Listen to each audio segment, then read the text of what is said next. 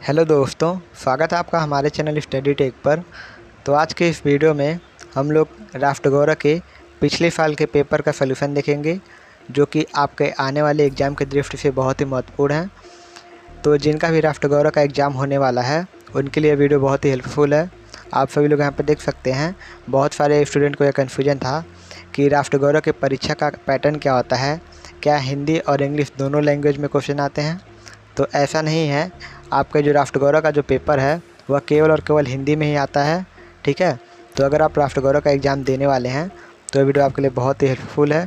Basically ये जो paper है वह गोरखपुर यूनिवर्सिटी का है, लेकिन अगर आप गोरखपुर यूनिवर्सिटी के अलावा भी किसी भी यूनिवर्सिटी में राष्ट्र गौरव का एग्ज़ाम देने वाले हैं या फिर किसी भी कॉलेज में, तो वीडियो आपके लिए बहुत ही हेल्पफुल होगी। ठीक है, तो सबसे पहला क्वेश्चन है आपका, राष्ट्र की अवधारणा का द्वितीय घटक है। आपको बताना है कि राष्ट्र की अवधारणा का द्वितीय घटक क्या है। तो मैं आप सभी लोगों को बता दूं कि जो राष्ट्र की अवधारणा होती है उसके मुख्यतः 3 घटक होते हैं, जिसमें आपका पहला है भूमि, यह आपका पहला घटक होता है। दूसरा है जन, यह आपका दूसरा घटक होता है। और तीसरा है संस्कृति, यह आपका तीसरा घटक होता है। तो राष्ट्र की जो अवधारणा होती है उसके मुख्यतः 3 घटक होते हैं। आप सभी लोग याद रखिएगा, पहला भूमि, दूसरा जन और तीसरा संस्कृत। ठीक है, तो इसका जो राइट आंसर हो जाएगा आपका ऑप्शन नंबर ए हो जाएगा। राष्ट्र की अवधारणा का द्वितीय घटक है जन। ठीक है, बहुत सारे लोगों ने या फिर बहुत सारे यूट्यूबर्स ने इसका गलत आंसर दिया था, जो कि आंसर डी बताया था उन्होंने। यह बिल्कुल ही गलत है, यह राष्ट्र की अवधारणा का हिस्सा ही नहीं है। ठीक है, इसका right answer option number A. तो इसको याद करने का तरीका क्या है, आप सभी लोग इसको ऐसे याद कर सकते हैं, BJF। ठीक है, या जैसे बीजेपी पार्टी जैसे होती है ना, उस तरीके से याद कर सकते हैं। बी से हो जाएगा भूमि, जे से हो जाएगा जन, एफ से संस्कृति, या फिर आप इसको सी कर लीजिए, ज़्यादा अच्छे से याद हो जाएगा। BJP भूमि, जन और संस्कृत। ठीक है, आपको जैसा ठीक लगे, आप चाहें तो एफ कर सकते हैं या फिर सी कर सकते हैं। तो इससे 3 क्वेश्चन बन सकते हैं इस साल कि राष्ट्र की अवधारणा का पहला घटक क्या है, दूसरा घटक क्या है या फिर तीसरा घटक क्या है। ठीक है, तो पहला घटक है भूमि, दूसरा है जन और तीसरा है संस्कृत। ठीक है, तो इसका राइट आंसर है आपका ऑप्शन नंबर ए जन। अगला क्वेश्चन देखते हैं, पुरुषार्थों का सही क्रम है। तो मैं आप सभी लोग को बता दूं कि पुरुषार्थ होता क्या है। तो बेसिकली पुरुषार्थों को आपके वेदों में बताया गया है। ठीक है, जो आपके पुरुषार्थ होते हैं वह 4 होते हैं। पहला धर्म, दूसरा अर्थ, तीसरा काम और चौथा मोक्ष। ठीक है, इस तरीके से इसका सही क्रम है, पहला धर्म, दूसरा अर्थ, तीसरा काम और चौथा मोक्ष। तो इसका जो राइट आंसर हो जाएगा आपका ऑप्शन नंबर डी हो जाएगा, धर्म, अर्थ, काम और मोक्ष। ठीक है, इस तरीके से आपका इसका राइट आंसर हो जाएगा ऑप्शन नंबर डी। अगला क्वेश्चन देखते हैं, सर्वधर्मे निधन श्रेय परधर्मो भयावह वर्णित है। तो इसका जो राइट आंसर हो जाएगा आपका ऑप्शन नंबर बी हो जाएगा, यह आपका भगवत गीता में वर्णित है। ठीक है, यह एक संस्कृत का श्लोक है जो कि आपका भगवत गीता में वर्णित है। अगला क्वेश्चन देखते हैं, अगला क्वेश्चन है, संस्कृत के अंतर्गत नहीं है। आपको बताना है कि निम्नलिखित में से संस्कृत के अंतर्गत कौन नहीं है। आपके ऑप्शन हैं प्रशासन, साहित्य, संगीत या फिर कला। तो इसका जो राइट आंसर हो जाएगा आपका ऑप्शन नंबर ए प्रशासन, क्योंकि साहित्य भी संस्कृत के अंतर्गत आता है, संगीत भी आता है और कला भी आता है, लेकिन आपका प्रशासन संस्कृत के अंतर्गत नहीं आता है। तो इसका राइट आंसर आपका ऑप्शन नंबर ए प्रशासन। अगला है, गोपा शब्द का मूल अर्थ है। आपको बताना है कि गोपा शब्द का मूल अर्थ क्या है। तो इसका जो राइट आंसर हो जाएगा आपका ऑप्शन नंबर बी हो जाएगा, पशुओं का रक्षक। यानी कि पशु के रक्षक को क्या कहते हैं, गोपा कहते हैं। ठीक है, इसका गोपा शब्द का अर्थ क्या होता है, पशुओं का रक्षक। अगला है, ऋग्वेद के किस शब्द की आवृत्ति बार बार हुई है। यानी कि ऋग्वेद में किस शब्द की आवृत्ति बार बार हुई है। तो इसका जो राइट आंसर हो जाएगा आपका ऑप्शन नंबर ए हो जाएगा, जन की। ठीक है, आपके ऋग्वेद में 4 तरह के वेद हैं। ठीक है, तो उसमें से आपका ऋग्वेद में जो ऋग्वेद है उसमें जन शब्द की आवृत्ति बार बार हुई है। ठीक है, जन शब्द को बार बार उसमें बताया गया है या फिर उसके बारे में वर्णन किया गया है। अगला क्वेश्चन है आपका, कौटिल्य ने राज्य के अंगों का उल्लेख किया है। आपको बताना है कि कौटिल्य ने राज्य के कितने अंगों का उल्लेख किया है। तो इसका राइट आंसर हो जाएगा ऑप्शन नंबर बी 7। यानी कि कौटिल्य ने मुख्यतः 7 अंगों का उल्लेख किया है, जिसमें पहला आपका हो जाएगा राजा, दूसरा मंत्री, तीसरा जनपद, चौथा दुर्ग और पांचवा आपका हो जाएगा कोष, छठवां हो जाएगा दंड और सातवां हो जाएगा मित्र। इन्हीं 7 राज्य के अंगों का उल्लेख कौटिल्य ने किया था। ठीक है, तो right answer option number B 7। अगला है इंडिका के रचनाकार हैं। आपको बताना है कि इंडिका के रचनाकार कौन है, तो इसका राइट आंसर हो जाएगा आपका option number C Megasthenes. Megasthenes जो हैं वह इंडिका के रचनाकार हैं। अगला है संस्कृतिकरण के अंतर्गत नहीं आता है। ठीक है, तो बेसिकली इस क्वेश्चन को हम लोग निगेटिव अप्रोचिंग से सही करते हैं। निगेटिव अप्रोच का मतलब होता है कि जो भी इसमें ऑप्शन सही नहीं है उसको पहले एलिमिनेट कर दिया जाए, तो जो सही ऑप्शन होते हैं उनके मिलने की पॉसिबिलिटी जो होती है वह बढ़ जाती है। जैसे आपका रीति रिवाज हो गया, यह बेसिकली आपका संस्कृतिकरण के अंतर्गत आता है। ठीक है, नैतिक मूल्य भी आपका संस्कृतिकरण के अंतर्गत आता है, साथ ही साथ जो विश्वास होता है वह भी संस्कृतिकरण के अंतर्गत आता है। तो यह तीनों आते हैं। आपके क्वेश्चन में पूछा है कौन नहीं आता है, तो आपका जो अंधविश्वास हो जाएगा यही नहीं आता है। आप इसको ऐसे भी सॉल्व कर सकते हैं कि विश्वास जो है वह संस्कृतिकरण के अंतर्गत आता है, इसीलिए अंधविश्वास कभी भी संस्कृतिकरण के अंतर्गत नहीं आएगा। ठीक है, क्योंकि यह दोनों एक दूसरे के अपोजिट हैं। अगला है संस्कृति का अर्थ नहीं है। आपको बताना है कि संस्कृति का अर्थ निम्नलिखित में से कौन नहीं है। तो संस्कार करना तो आपके संस्कृत का अर्थ है, और सुधरना भी आपके संस्कृत का ही अर्थ है, लेकिन गर्व करना भी आपके संस्कृत का अर्थ है, लेकिन सुंदर बनना आपके संस्कृत का अर्थ नहीं है। ठीक है, सुंदर बनना आपके संस्कृत का अर्थ बिल्कुल नहीं है। संस्कार करना आपके संस्कृत का अर्थ है, सुधरना भी है और गर्व करना भी है, लेकिन सुंदर बनना आपके संस्कृत का अर्थ नहीं है। ठीक है, अगला है उपनिषद ग्रंथों को क्या कहा जाता है। यह बहुत ही इंपॉर्टेंट क्वेश्चन है कि उपनिषद ग्रंथों को क्या कहा जाता है, तो इसका राइट आंसर हो जाएगा आपका ऑप्शन नंबर बी वेदांत कहा जाता है। ठीक है, अगला है रामायण का प्रधान रस है। आपको बताना है कि रामायण का प्रधान रस क्या है, तो इसका जो राइट आंसर हो जाएगा आपका ऑप्शन नंबर बी हो जाएगा करुण रस। अब आपके मन में क्वेश्चन होगा कि करुण रस ही क्यों रामायण का प्रधान रस है, तो मैं आप लोगों को बता दूं कि जो रामायण है उसमें अधिकतम करुण रस का ही उल्लेख किया गया है। ठीक है, और करुण रस का अस्थायी भाव क्या होता है, तो करुण रस का अस्थायी भाव शोक होता है। ठीक है, इसी तरीके से हास रस का अस्थायी भाव हास होता है। ठीक है, श्रृंगार का रति होता है, वीर का क्या होता है, उत्साह होता है। ठीक है, तो इसी तरीके से आपके श्रृंगार रस के अस्थायी भाव भी पूछ सकते हैं। तो याद रखिएगा रामायण जो है उसमें आपका करुण रस का ज़्यादा उल्लेख किया गया है, इसीलिए करुण रस जो है उसमें प्रधान रस है। अगला है महाभारत के खंडों को क्या कहा जाता है। तो आप लोगों को पता होगा कि जो महाभारत के खंड होते हैं उनको पर्व कहा जाता है। ठीक है, महाभारत के खंड जो होते हैं उनको बेसिकली पर्व कहा जाता है। और यह भी क्वेश्चन पूछ सकता है कि महाभारत के कितने पर्व हैं महाभारत में, तो टोटल आपके 18 पर्व हैं महाभारत में। ठीक है, अगला है कौटिल्य का अर्थशास्त्र विभक्त है।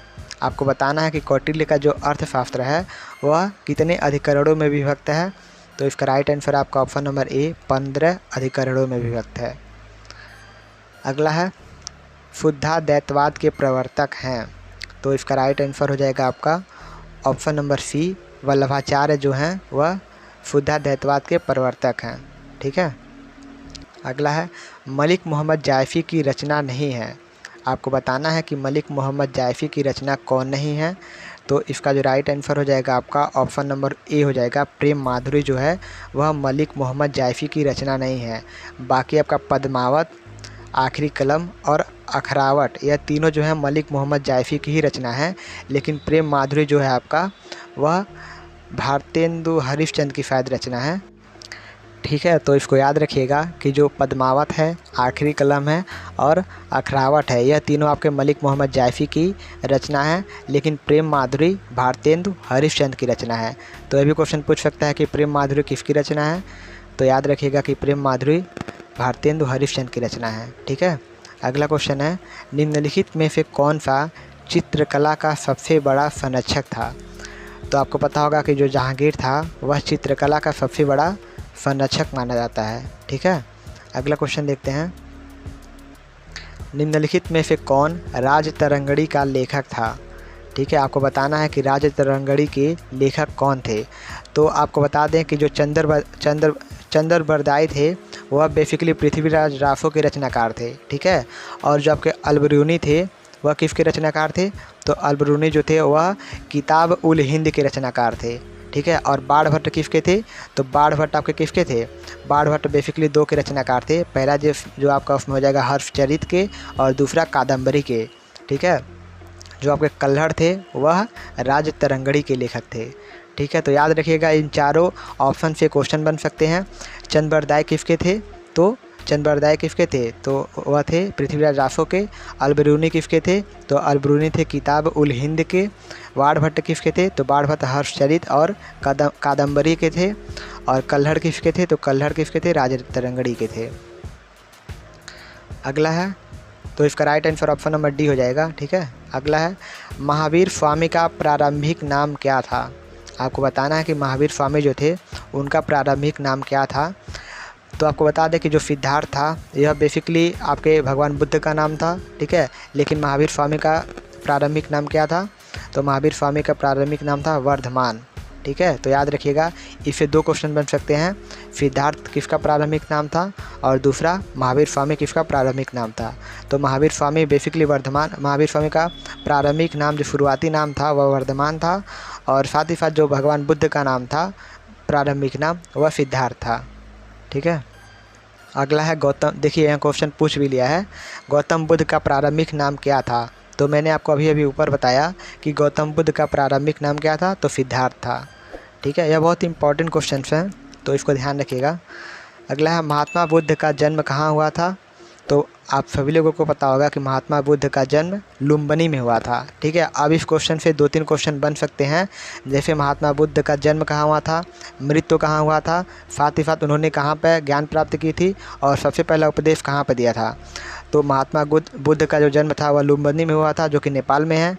ठीक है, और उनकी जो मृत्यु हुई थी वह कुशीनगर में हुई थी। और सबसे पहले उन्होंने जो ज्ञान प्राप्त की थी वह कहाँ पर की थी?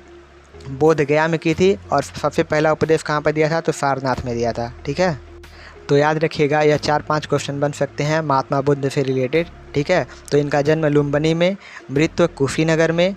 ठीक है, और ज्ञान प्राप्ति बोध गया में, जिसको गया भी कहते हैं, और साथ ही साथ उन्होंने सबसे पहला उपदेश कहाँ दिया था? तो सारनाथ में दिया था। ठीक है, अगला है भगवान बुद्ध। देखिए यहाँ पे क्वेश्चन फिर से पूछ भी दिया है कि भगवान बुद्ध को ज्ञान की प्राप्ति कहाँ हुई थी? तो मैंने अभी आपको ऊपर बताया कि इनको ज्ञान की प्राप्ति बोध गया में हुई थी, यानी कि गया में। इसको बोध गया या फिर गया दोनों बोलते हैं। ठीक है, तो यहीं पे इनको ज्ञान की प्राप्ति हुई थी। बहुत ही इंपॉर्टेंट क्वेश्चन है, 3-4 क्वेश्चन इससे बन सकते हैं, तो याद रखिएगा। अगला है आपका, देखिए इसमें ऑप्शंस भी हैं। कुशीनगर में इनका मृत्यु हुआ था। ठीक है, सारनाथ में इन्होंने पहला उपदेश दिया था, बोध गया में इन्होंने ज्ञान प्राप्त की थी, और इनका जो जन्म हुआ था वह लुम्बिनी में हुआ था। ठीक है, लुम्बिनी कहाँ है? लुम्बिनी नेपाल में है।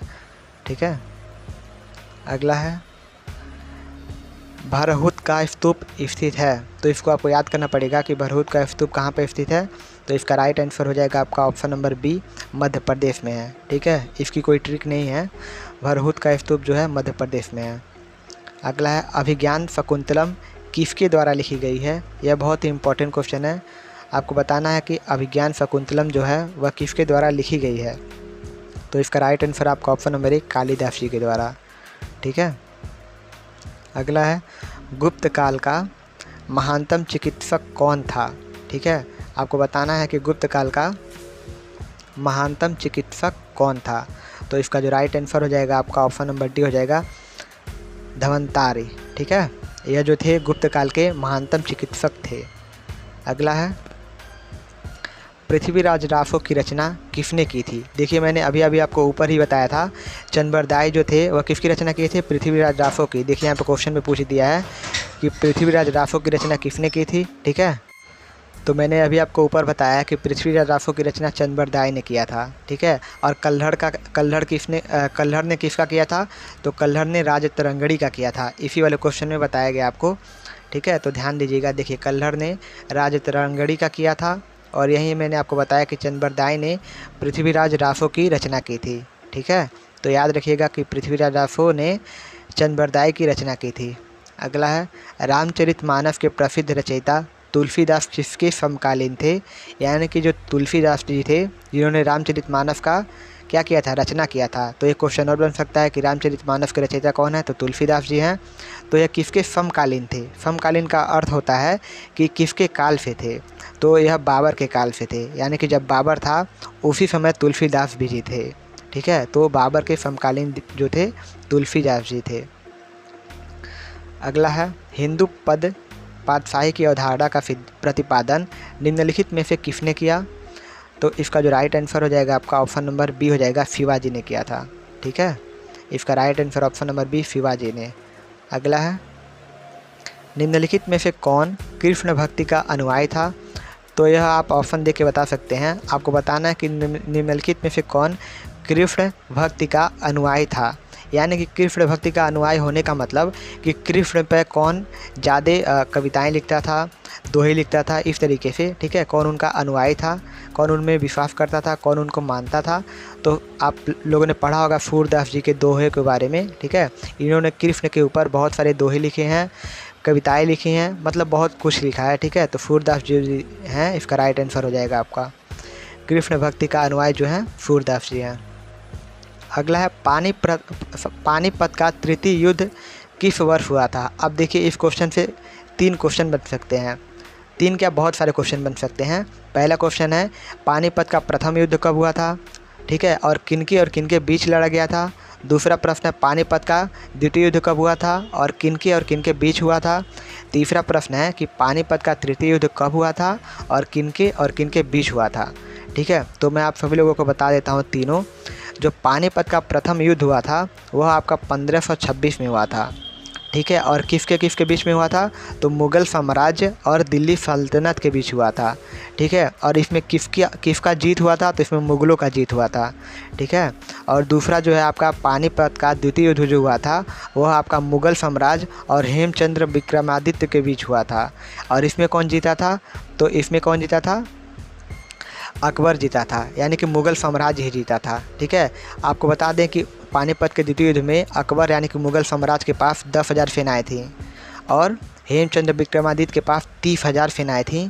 इसके बावजूद भी अकबर यानी कि मुग़ल साम्राज्य वाले जीत गए थे। यह आपका पानीपत का द्वितीय युद्ध था जो कि आपका 1556 में हुआ था। तो प्रथम युद्ध कब हुआ था, 1526 में हुआ था, और द्वितीय युद्ध कब हुआ था, तो 1556 ईस्वी में हुआ था। तो इसको याद रखेंगे। अब बात करते हैं जो कि आपका क्वेश्चन है, पानीपत का तृतीय युद्ध कब हुआ था। ठीक है, यह भी बहुत ही इंपॉर्टेंट क्वेश्चन है।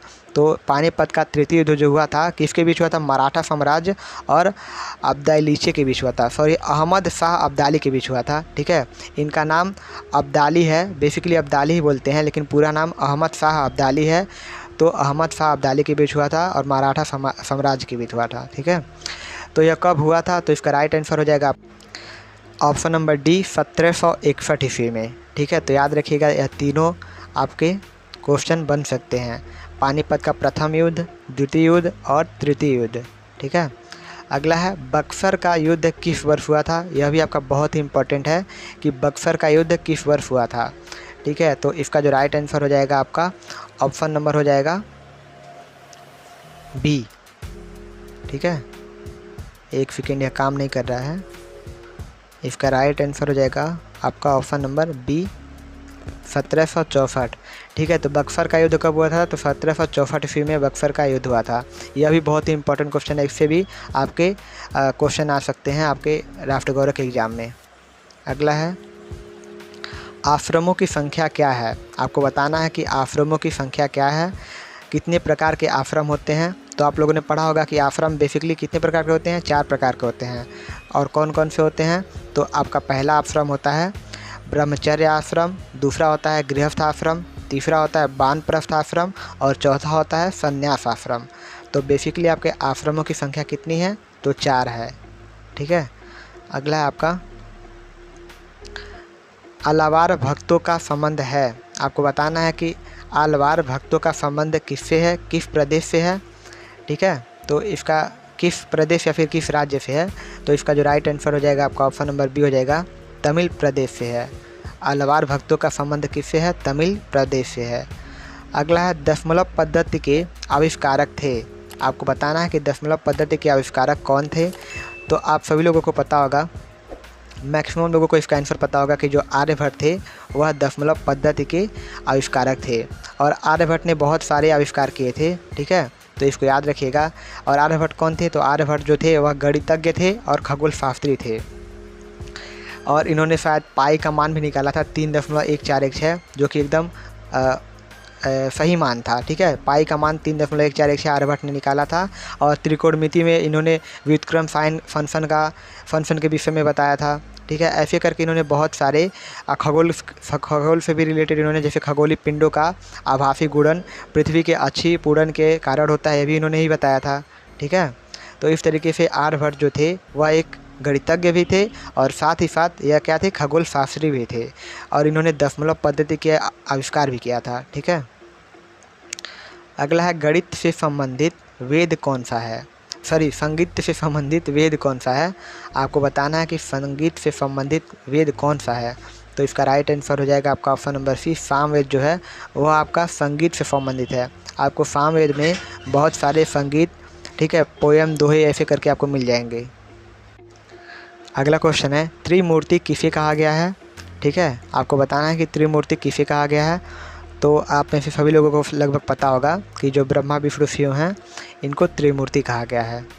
अगला है अशोक की पुत्री का नाम क्या नाम था जो बौद्ध धर्म के प्रचार के लिए श्रीलंका गई थी? यह बहुत ही इंपॉर्टेंट क्वेश्चन है। इसका right answer option number A Sanghamitra था। जो अशोक की पुत्री संघमित्रा थी वह बौद्ध धर्म के प्रचार के लिए श्रीलंका गई थी, ठीक है। अगला है किसके राज्यसभा की शोभा कालिदास बढ़ाते थे? ठीक है, तो आपको बताना है कि कालिदास किसके राज्य की शोभा बढ़ाते थे।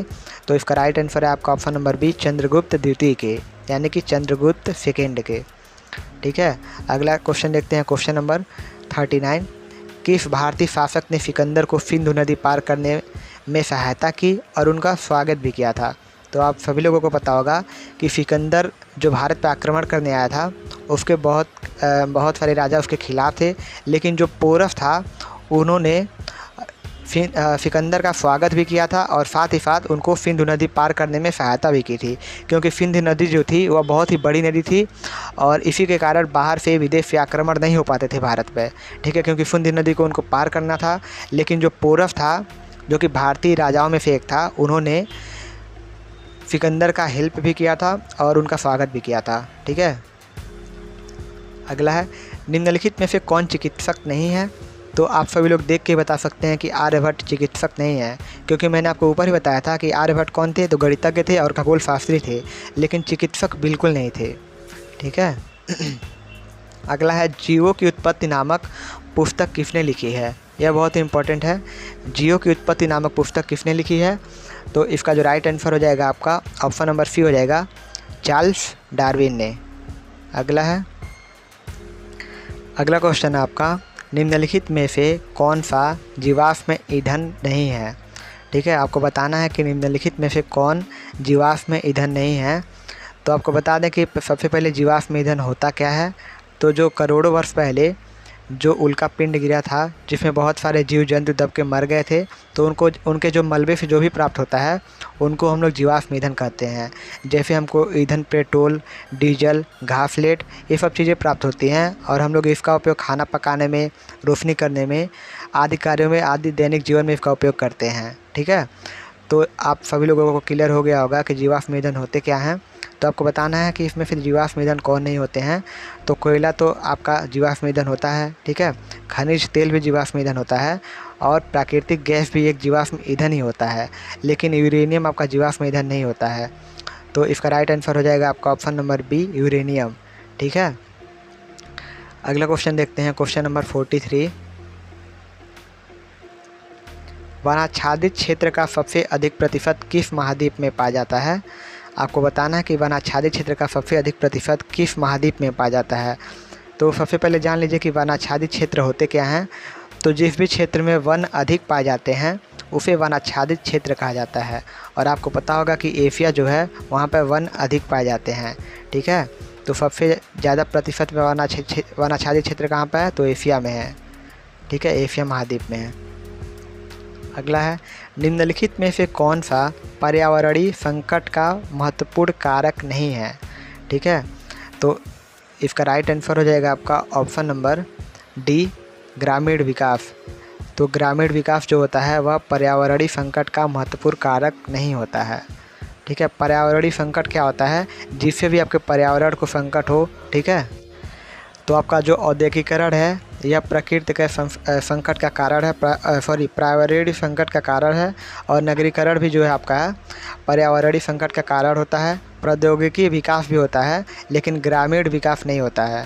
ठीक है, अगला है, निम्नलिखित में से कौन सा रोग नाभिकीय प्रदूषण का परिणाम नहीं होता है। आपके ऑप्शन है पीलिया, कैंसर, चर्म रोग या फिर जन्मजात विकलांगता। तो इसका जो राइट आंसर हो जाएगा आपका ऑप्शन नंबर डी हो जाएगा, जन्मजात विकलांगता। यह जो आपका है नाभिकीय प्रदूषण का परिणाम नहीं है। ठीक है, यह क्योंकि यह जन्म से प्राप्त होता है। अगला है, ध्वनि प्रदूषण को मापा जाता है। आपको बताना है कि ध्वनि प्रदूषण को किससे मापा जाता है। तो ध्वनि प्रदूषण को आपको डेसिबल में मापना पड़ता है। ठीक है, डेसिबल में हम लोग ध्वनि प्रदूषण को मापते हैं। अगला है, हरित ग्रह या फिर हरित गृह होगा। यह हरित गृह प्रभाव वाली सबसे महत्वपूर्ण गैस कौन सी है। तो सबसे पहले जान लीजिए कि हरित गृह होता क्या है। तो ग्रीन हाउस प्रभाव को ही हरित गृह प्रभाव कहते हैं। ठीक है, यह एक प्राकृतिक प्रक्रिया होती है जिसमें कौन कौन से गैस होते हैं, कार्बन डाइऑक्साइड होते हैं, जल वाष्प होते हैं, मीथेन गैस होती हैं। ठीक है, तो सबसे पहला ये ऑप्शन आपका सही हो गया कार्बन डाइऑक्साइड। तो हरित गैस, हरित ग्रीन हाउस प्रभाव में यानी कि हरित गृह में कौन से गैस पाए जाते हैं, कार्बन डाइऑक्साइड, मीथेन आदि गैसें पाई जाती है। ठीक है, तो इसमें सबसे मुख्य कौन सा होगा, कार्बन डाइऑक्साइड हो गया। मीथेन भी पाया जाता है लेकिन कार्बन डाइऑक्साइड सबसे अधिक मात्रा में। ठीक है, इसमें पूछा है सबसे महत्वपूर्ण, तो मीथेन तो पाई ही जाती है लेकिन कार्बन डाइऑक्साइड उससे ज़्यादा है। ठीक है, अगला क्वेश्चन है, किस भारतीय राज्य संघ शासित प्रदेशों में सबसे ज़्यादा वन्य जीव अभयारण्य मौजूद हैं। ठीक है, आपको बताना है कि किस भारतीय राज्य या फिर संघ शासित प्रदेश में सबसे ज़्यादा वन्य जीव अभयारण्य मौजूद हैं। तो सबसे पहले आप लोगों को यह पता होना चाहिए कि वन्य जीव अभयारण्य होता क्या है। ठीक है, तो वन्य जीव अभयारण्य क्या होता है, तो किसी भी सरकार द्वारा या किसी भी अन्य संस्था द्वारा जो भी संरक्षित वन या फिर पशु विहार या फिर पक्षी को अभयारण्य सुरक्षा प्रदान करते हैं, उनको वन्य जीव अभयारण्य कहते हैं। ठीक है, तो इसका राइट आंसर हो जाएगा आपका ऑप्शन नंबर सी, गुजरात में। गुजरात में जो है सबसे ज़्यादा वन्य जीव अभयारण्य मौजूद हैं। अगला है, स्वाम्पन हिरण को इस नाम से भी जाना जाता है। स्वाम्प हिरण को किस नाम से और जाना जाता है, तो आपको बता दें कि सबसे पहले देखिए चिंकारा क्या होता है। तो चिंकारा जो ये भी एक प्रकार का हिरण टाइप ही होता है। ठीक है, यह जो कि दक्षिण अफ्रीका में पाया जाने वाला जंतु होता है। साथ ही साथ जो आपका चीतल होता है यह भी एक प्रकार का हिरण जैसा ही दिखने वाला होता है। ठीक है, और आपका बारहसिंगा जो होता है यह भी हिरण का ही एक स्वरूप होता है जिसके 12 सींग होते हैं और इसको ही स्वाम्प ही कहा जाता है। स्वाम्प हिरण इसको ही कहा जाता है। ठीक है, 12 सींगे को ही स्वाम्प हिरण कहा जाता है। अगला देखते हैं, देश में कौन सा जैवमंडल रिजर्व सबसे पहले स्थापित हुआ था। ठीक है, आपको बताना है कि भारत देश में कौन सा जैवमंडल रिजर्व सबसे पहले स्थापित हुआ था। तो सबसे पहले जान लीजिए कि जैवमंडल रिजर्व होता क्या है। तो जैवमंडल पृथ्वी के चारों तरफ व्याप्त 30 किलोमीटर मोटी वायु, जल, स्थल, मृदा तथा फैल युक्त एक जीवनदायी परत होती है। ठीक है, फिर से बताते हैं, जो जैवमंडल रिजर्व होता है उसमें यह एक तरीके की परत होती है। ठीक है, जो कि जल, स्थल, मृदा तथा फैल युक्त परत होती है। ठीक है, जो कि पृथ्वी के चारों तरफ होती है। तो आपको बताना है कि देश का कौन सा जैवमंडल रिजर्व सबसे पहले स्थापित हुआ था। तो इसके लिए सबसे पहले स्थापना कहाँ पर हुई थी, तो इसका राइट आंसर हो जाएगा आपका ऑप्शन नंबर डी हो जाएगा, नीलगिरी में इसकी स्थापना हुई है। ठीक है, इसकी एक संस्था की स्थापना वहाँ पर हुई है नीलगिरी में। तो आज के इस वीडियो में बस इतना ही रहने देते हैं और इसका पार्ट 2 जल्दी ही अपलोड किया जाएगा। तो अगर आप इस चैनल पर नए हैं तो चैनल को सब्सक्राइब कर लीजिए और बेल आइकन को भी प्रेस कर लीजिएगा। और अगले पार्ट में हम लोग क्वेश्चन नंबर 50 से 100 तक का सॉल्यूशन देख लेंगे। ठीक है, तो आज के इस वीडियो में बस इतना ही। मिलते हैं हम अगली वीडियो में। Thank you so much.